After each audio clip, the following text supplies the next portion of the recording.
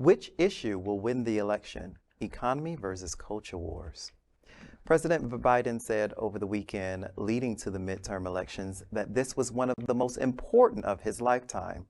He suggested that the results would affect Americans for decades. If true, the consequences to the LGBTQ+ community are front and center. A record $17 billion has been spent on this election cycle. Today, the LGBTQ+ community and all of America are voting. The question will be, who got it right? The strategies of the Democrats and GOP have been very different. Democrats have largely focused on cultural issues, including abortion, schools, trans health care, drag queens, woke labels, democracy, and more. The GOP has largely focused on the negatives on those issues, but dramatically on their argued failures of President Biden on the economy. The question will be whether these cultural war issues will be enough for LGBTQ and Democrats to hold on to the Senate and House. Or will the issues on economy, inflation, and where Americans perceive we are headed outweigh those cultural war issues? To add to Democrats' problems is the perception of progressives that are argued are radical and soft on crime and don't care about spending or the economy. At play today in voting is, did we lose white women? Did the progressives kill us?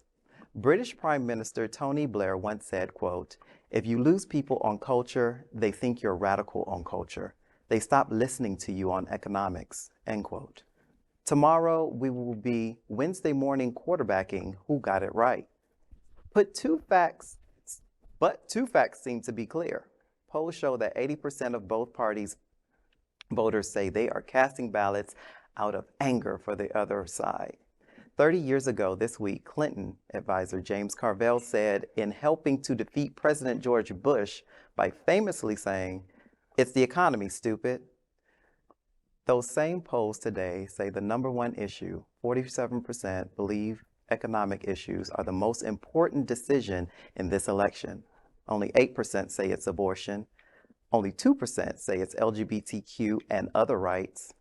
Tonight, we consider the possibility we lose because they are angrier. And it's still about the economy, stupid. And here we go back to what we discussed probably about a month or two ago, Al, that I said it all comes down to money when it comes down to these elections and what people really care about. It's about the economy, stupid. Yeah, it's about the economy. On the other hand, the question is, we got to ask ourselves, despite the doom and gloom from Tucker Carlson and company, is the economy that bad? I mean, wages are going up, record low unemployment at the moment, 3.5% or 3.7%. We are, aside from inflation, which is driven by increased wages. You know, and I agree with everything that you just said, but you know the shame of what you just said is most of the Democratic candidates didn't say that. And they didn't say it over and over and over again. They didn't make fun and poke Ron DeSantis right in the eye to say, when you had a $20 billion surplus, it was because President Joe Biden, through the federal protection programs, allowed billions of dollars into the state of Florida that you got to use for all kinds of things that you didn't use taxation, Florida taxes on, and therefore created this gigantic surplus. And there was nobody saying that over and over and over again. So even if what you just said is true, it's still about the economy, stupid, and they missed those opportunities. You know, and I think we're going to Wednesday morning quarterback that issue. It's so funny too, because on paper, inflation is there, yes, but unemployment might be at a low, rates are climbing in terms of interest rates. Or even hourly wages that people are earning. But then you see people who are working 2, 3, maybe even 4 part-time jobs to help sustain their family, and when you're hungry, you vote a certain way. But that is true even before the pandemic. Of course. I mean, we have switched. We used to talk about careers. Now we talk about gigs. Now we talk about, we do 5 jobs at the same time to make ends meet. I think the big issue is, how is it possible when we have record low unemployment, all of the conversation about the stock market, Wall Street's doing fine. The numbers are historically high, even post-Trump. They're historically high. They're not as high as they were a year ago, but post-Trump, they're historically high. How is it possible that the Democrats have gotten through this cycle without basically smashing them in the face of going, wait, all we want to do is talk about economy because we're going to win on this issue? No one, I don't think, here at the table would say they have done a great job of doing that.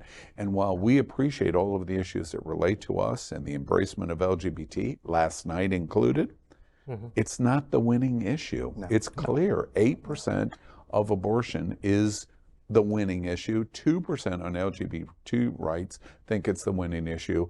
47% say it's the economy. Stupid. And I want to go back to that question that was in the story. What about white women? Where are white women in the voting polls, and where are they on the issues? And for me, they've always failed. LGBT, Black people, they've always failed us. They've always hopped on our bandwagon and always failed us. But where are they in this midterm election, and where is their voice? Yeah, we're going to find that out tomorrow in the suburbs of Philadelphia. We're going to find out and talk about it tomorrow. LGBTQ plus news is vital for our community and for the broader world as a whole. We have enough enemies at Fox News. Tucker, Sean, and Laura are loud. We need passionate allies. Happening Out Television Network, Queer News Tonight, and It's Happening Out are literally out of the closet and into the headlines. Our community needs your support. Like this broadcast and subscribe now to ensure the growth of the entire LGBTQ plus community.